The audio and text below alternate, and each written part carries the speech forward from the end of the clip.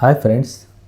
सबसे पहले तो मैं आपको थैंक्स कहना चाहूँगा क्योंकि आज मेरे 15,000 सब्सक्राइबर हो गए हैं मेरे यूट्यूब चैनल को। इस यूट्यूब के माध्यम से आप मुझको काफ़ी क्वेश्चंस पूछते रहते हैं, इंटरेक्शंस होते रहते हैं। कभी कभी मैं कोशिश करता हूँ आपके क्वेश्चंस रिप्लाई करने की, पर ज़्यादातर वक्त की पाबंदी की वजह से मैं रिप्लाई नहीं कर पाता। तो इसलिए मैंने सोचा कि कुछ मुख्य क्वेश्चन जो आंसर करने चाहिए उसमें से कुछ कॉमन और मुख्य क्वेश्चंस मैंने लिए हैं और आज मैं वो आंसर करने की कोशिश करूँगा। एक ऐसा प्रश्न है जो विकास गुप्ता जी ने पूछा है कि मुझको डाइट चार्ट चाहिए करके, और मैं एक डायबिटीज़ का पेशेंट हूँ। तो देखिए, मैं बताना चाहूँगा कि डायबिटीज़ का डाइट या कोई भी डाइट इंडिविजुअलाइज्ड होता है। एक स्पेसिफिक डाइट चार्ट सभी के लिए नहीं बनाया जा सकता। अब एक डाइट चार्ट बनाते समय पेशेंट का एज, पेशेंट की एक्टिविटी लेवल क्या है, कि वो सीडेंट्री लाइफस्टाइल जीता है या एक्टिव लाइफस्टाइल जीता है, पेशेंट का खान पान का तरीका वेजिटेरियन है, नॉन वेजिटेरियन है, पेशेंट दूसरी कौन सी बीमारियों से सफ़र कर रहा है, ऐसी बहुत सारी चीज़ों को मद्देनज़र रखते डाइट चार्ट बनाना पड़ता है। तो इसीलिए एक स्पेसिफिक डाइट चार्ट देना बहुत मुश्किल होगा। लेकिन सिंस आप डायबिटीज़ के पेशेंट हैं तो मैं आपको डायबिटीज़ के लिए कुछ टिप्स देना चाहूँगा। ये टिप्स ही डाइटरी टिप्स है जो आपके काम आएगी। आपने मेरा 10 उंगली का डायबिटीज़ का वीडियो ज़रूर देखा होगा, जिसमें मैंने बताया है कि क्या चीज़ें खानी चाहिए, क्या नहीं खानी चाहिए 5 उंगलियों के माध्यम से, और दूसरी 5 उंगलियों के माध्यम से मैंने बताया कि कैसे खाना चाहिए, कौन से टाइम पर खाना चाहिए। तो ये वीडियो ज़रूर देखिए और ये वीडियो के माध्यम से आप समझ पाएंगे कि डाइट कैसे करना है। बेसिकली प्रिंसिपल समझ जाइए डाइट के, तो आप बराबर से उसको प्रैक्टिस में ला सकते हैं। अगला प्रश्न विशाल जी ने पूछा है। उन्होंने कहा है कि sir please tell me which whey protein brand doctors use. तो देखिए, बेसिकली डॉक्टर्स जो पेशेंट्स के लिए वे प्रोटीन के ब्रांड्स देते हैं या प्रोटीन के ब्रांड्स देते हैं वो अलग होते हैं, और आप जिम के लिए जो यूज़ करते हैं वो ब्रांड्स थोड़े अलग होते हैं। एक जब आप पेशेंट को ब्रांड देते हैं कोई भी प्रोटीन का, तो आप सारी चीज़ें नज़र रखते हैं कि उसका प्रोटीन इंटेक कितना है, उसमें मिनरल्स कितने हैं, विटामिन्स कितने हैं, और उसकी health condition, general overall health condition, या अगर वो कोई सर्जरी में से रिकवर कर रहा है या कोई पर्टिकुलर प्रॉब्लम में से रिकवर कर रहा है, तो उस हिसाब से उसकी कैलोरी की रिक्वायरमेंट पूरी हो जाए। ऐसे तो कोई स्पेसिफिक ब्रांड मैं नहीं बताऊंगा, लेकिन देखिए कि वे प्रोटीन अच्छा होना चाहिए उसमें।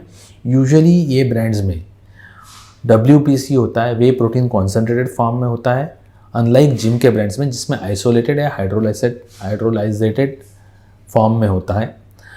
ये आपको देखना है उसमें कितने पर स्कूप या पर सर्विंग कितना ग्राम प्रोटीन है देखना है, उसमें दूसरे कौन से मिनरल विटामिन है ये देखना है, फाइबर कौन सा यूज़ किया गया है। अगर आप एक डायबिटिक है तो इनुलिन जैसा फाइबर होगा तो ज़्यादा बेहतर होगा, FOS उतना प्रेफरेबल नहीं है। उसमें शुगर फ्री के लिए, मतलब शुगर नहीं होने के लिए क्या शुगर सब्सटीट्यूट यूज़ किया गया है, सुक्रालोज यूज़ किया है, आस्पार्टेम यूज़ किया है, ये देखना भी बहुत ज़रूरी है। जैसे कि सुक्रालोज एक सेफ़ सब्सटीट्यूट है, शुगर सब्सटीट्यूट है, तो अगर आपके प्रोटीन पाउडर में वो यूज़ किया है तो बेहतर है। आपकी अननेसेसरी कैलोरी की रिक्वायरमेंट शुगर के माध्यम से नहीं आएगी। और अगर आप डायबिटिक है तो उसमें और भी फ़ायदा होगा। अगर आप किडनी पेशेंट्स हैं तो फिर आपको प्रोटीन रिक्वायरमेंट में उसका इलेक्ट्रोलाइट कंटेंट, सोडियम कितना है, पोटेशियम कितना है, ये सारी चीज़ें देखनी पड़ेगी। बेसिकली एक प्रोटीन पाउडर में बहुत सारी चीज़ें देखने जैसी होती है, और आई थिंक आपके डॉक्टर इसके लिए बेस्ट जज रहेंगे आपको प्रिस्क्राइब करते समय कि कौन सा प्रोटीन पाउडर आपके लिए सबसे बेस्ट रहेगा। आई थिंक यही मेरा आंसर था। मैं कोई स्पेसिफिक ब्रांड नहीं सजेस्ट करता आपको। और एक प्रश्न बोमजी रिजी ने पूछा है। उनका कहना है कि क्या टारगेटेड HbA1c होना चाहिए डायबिटीज़ के पेशेंट में। देखिए, डायबिटीज़ के पेशेंट में कम से कम आप 7 के नीचे HbA1c, दैट इज़ लास्ट 3 महीने का एवरेज शुगर कंट्रोल करने की कोशिश कीजिए।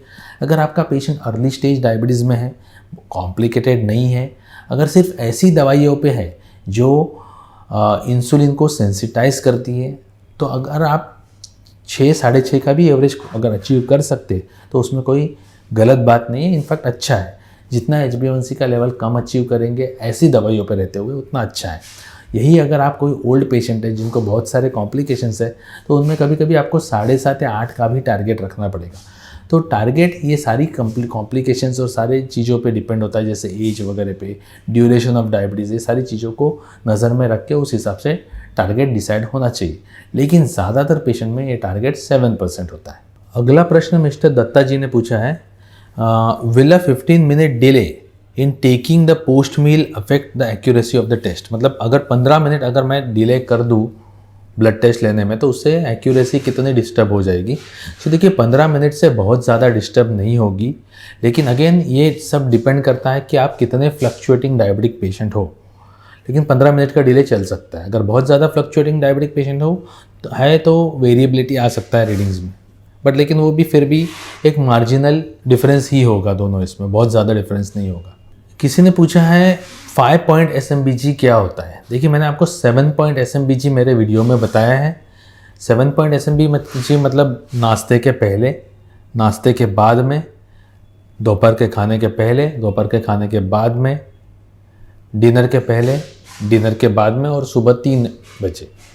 अगर आप इसमें से दो कोई भी रीडिंग्स निकाल दो, यूजुअली कौन सी रीडिंग्स निकालते हैं, पोस्ट ब्रेकफास्ट और पोस्ट डिनर रीडिंग यूजुअली निकाल दी जाती है, तो इसको 5 पॉइंट SMBG बोलेंगे। तो यही है 5 पॉइंट SMBG का आंसर। सो नेक्स्ट किसी ने क्वेश्चन पूछा है कि मुझको डायबिटीज़ है, फिर मेरी शादी हो गई और बहुत से लोगों ने कहा है कि मैं माँ नहीं बन सकती, और उन्होंने पूछा है कि क्या मेरे बच्चे को डायबिटीज़ हो सकता है। तो देखिए बेसिकली 8 साल की उम्र में अगर आपको डायबिटीज़ हुआ है तो इसका मतलब है टाइप 1 डायबिटीज़ है। टाइप 1 डायबिटीज़ एक जेनेटिक बीमारी नहीं होती जैसे कि टाइप 2 होती है। टाइप 1 डायबिटीज़ बच्चे को आपके वजह से नहीं होगी। हाँ, लेकिन अगर आपके फैमिली में strong family history type 2 diabetes का है, अगर वो बच्चा बचपन से फास्ट फूड वगैरह ज़्यादा खाता है, सीडेंट्री लाइफस्टाइल जीता है, एक्सरसाइज का अभाव रहता है, तो ये सारी चीज़ों की वजह से उसको बड़े होने के बाद में टाइप 2 डायबिटीज़ हो सकता है। लेकिन इससे आपके डायबिटीज़ का कोई लेना देना नहीं है। ये रिस्क तो हम सभी लोगों के लिए, जो भी एक्सरसाइज नहीं करेगा, जिसका भी स्ट्रॉन्ग फैमिली हिस्ट्री होगा जेनेटिक्स डायबिटीज़ का, उसको आगे चल के डायबिटीज़ होने का चांसेस ज़्यादा होगा। ये किसी ने क्वेश्चन पूछा है कि मुझको 23 साल की उम्र में बेटा हुआ था। ये मेल पेशेंट है मिस्टर खोकर करके। तो उन्होंने पूछा है कि मुझको 23 साल की उम्र में बेटा हुआ था और मुझको 25 में टाइप 1 डायबिटीज़ आया है, तो इसके वजह से क्या मेरे बेटे को डायबिटीज़ होने का चांस ज़्यादा है। तो जैसे कि मैंने पहले सवाल में आंसर किया, नहीं, टाइप 1 डायबिटीज़ ट्रांसमिसिबल डिजीज़ नहीं है, जेनेटिक डिजीज़ नहीं है, तो आपके बच्चे को इसके वजह से डायबिटीज़ आने का चांस ज़्यादा नहीं रहता। अब किसी ने क्वेश्चन पूछा है कि मुझको डायबिटीज़ है और डायबिटीज़ की दवाइयाँ किस प्रकार से काम करती हैं। तो देखिए डायबिटीज़ की दवाई मुख्य 2 प्रकार से काम करती है। एक है कि जो हमारे बॉडी में इंसुलिन की उत्पत्ति बढ़ाती है, पैनक्रियास को स्टिमुलेट करती है और वो इंसुलिन बनाने लगता है। और दूसरे प्रकार की दवाई है जो बॉडी के इंसुलिन को सेंसिटाइज करती है बराबर से यूटिलाइज करने के लिए, उसकी वजह से डायबिटीज़ कम होता है। अभी नई कुछ प्रकार की दवाइयाँ आई हैं जो किडनी में से या यूरिन में से शुगर निकाल के ब्लड में का शुगर कम कर देता है। ये भी एक प्रकार का मैकेनिज्म है डायबिटीज़ की दवाइयाँ काम करने का। और कुछ दवाइयाँ होती है जैसे अल्फा ग्लूकोजेटिस इनहिबिटर बोलते हैं उसको, जैसे अकार्बोज, वॉगलीबोज वगैरह ये दवाइयाँ जो ग्लूकोज के एब्जॉर्प्शन को इंटरफियर करती है और ग्लूकोज का एब्जॉर्प्शन उतनी हद तक होने नहीं देती जितनी कि यूजुअली होता है। तो इसकी वजह से खाना खाने के बाद में जो पीक आता है वो पीक थोड़ा ब्लंट हो जाता है। तो इस प्रकार से विविध प्रकार से डायबिटीज़ की दवाइयाँ काम करती है यूजुअली। किसी ने पूछा है हार्ट के पेशेंट को पानी कम पीना चाहिए क्या, और पानी क्यों कम पीना चाहिए।